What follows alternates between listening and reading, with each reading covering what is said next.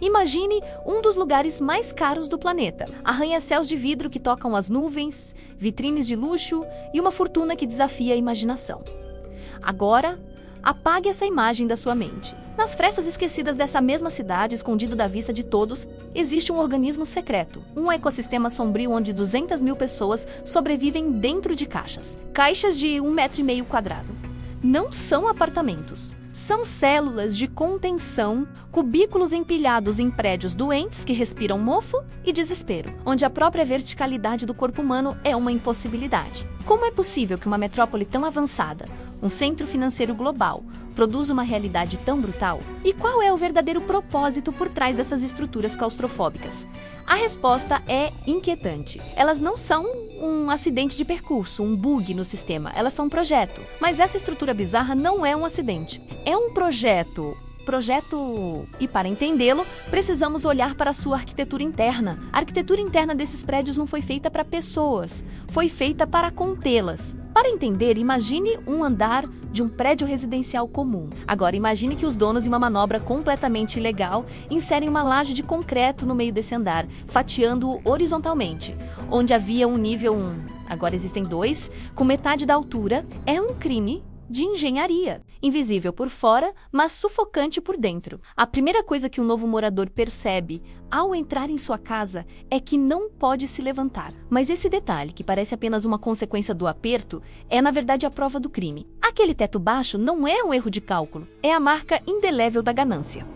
Coco vive em uma dessas células há 10 anos. Ela se considera sortuda, pois seu cubículo tem uma janela, um luxo raro que a conecta minimamente ao mundo exterior. A maioria não tem essa sorte. Vivem em labirintos de corredores sem ventilação, onde o ar é o mesmo, compartilhado por dezenas de pessoas e circulando em um ciclo vicioso. Só que o ar que circula por esses corredores carrega mais do que o cheiro de mofo. Ele carrega os parasitas do sistema. Neste ecossistema fechado, os moradores não estão sozinhos. Eles dividem suas camas e suas poucas roupas com os verdadeiros donos do lugar, os parasitas. Não falamos de uma ou outra barata. Falamos de uma infestação sistêmica, um exército de percevejos que se esconde nas frestas da madeira, emergindo à noite para se alimentar. As picadas não são apenas um incômodo. O ataque noturno é tão implacável que a perda de sangue contínua pode resultar em anemia, drenando a vitalidade dos moradores em silêncio. Os mais experientes sabem que não adianta lutar. Uma moradora mostra um pote cheio deles, capturados em uma única noite. É uma batalha perdida.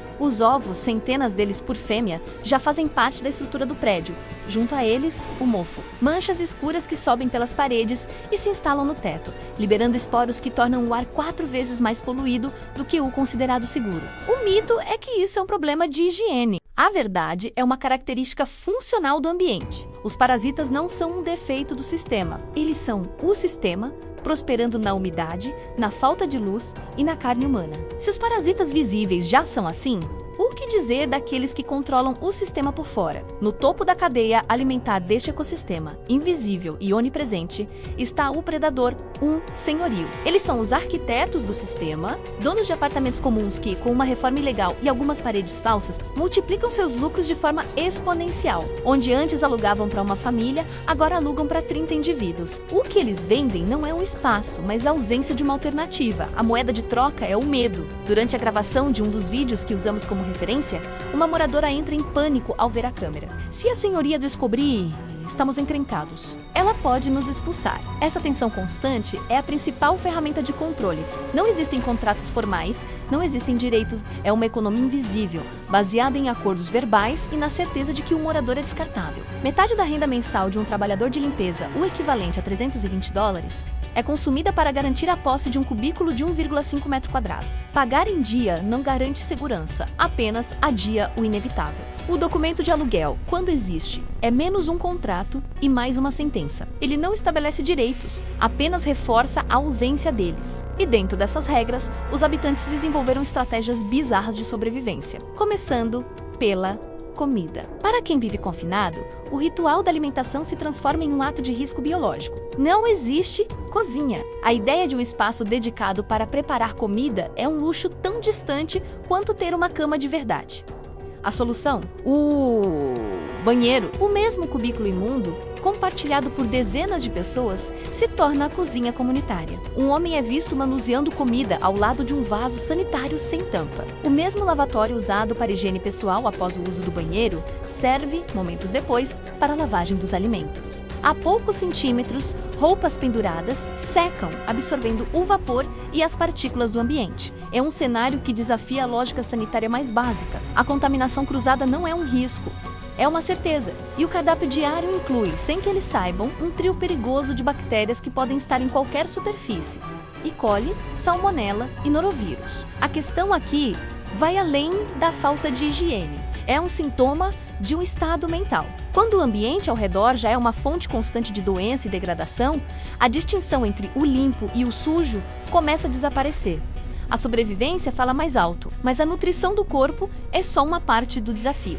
A verdadeira fome é a da mente. Para uma mente aprisionada entre quatro paredes, a única janela para o universo é uma tela de 6 polegadas. Dentro dos caixões, a internet é tão essencial quanto a eletricidade e a água. O celular funciona como o sistema nervoso digital desse ecossistema. É cinema, é portal de notícias, é o único meio de entretenimento e, para muitos, o único amigo. Luzes azuis piscam na escuridão dos cubículos, projetando nos rostos dos moradores um mundo que eles só podem visitar virtualmente. Eles assistem a vídeos, rolam feeds infinitos, consomem a vida que acontece lá fora. Mas essa conexão tem um efeito colateral cruel. O mesmo portal digital que oferece uma fuga momentânea serve como um lembrete constante e cruel de um mundo ao qual eles não pertencem. A cada imagem de uma praia, a cada cena de uma casa espaçosa, a cada refeição em um restaurante, o contraste com a própria realidade se torna mais violento. É um escape que também aprisiona. Uma janela que mostra a liberdade, mas que reforça a existência da jaula. E é nesse mundo digital que eles testemunham a ostentação dos ultra-ricos da cidade. Uma comparação diária e silenciosa que alimenta um sentimento de invisibilidade. Essa lógica de confinamento, no entanto, não é uma invenção moderna. Ela é um projeto antigo, com uma nova e assustadora roupagem. A ideia de estocar seres humanos em espaços mínimos para maximizar o lucro não nasceu em Hong Kong.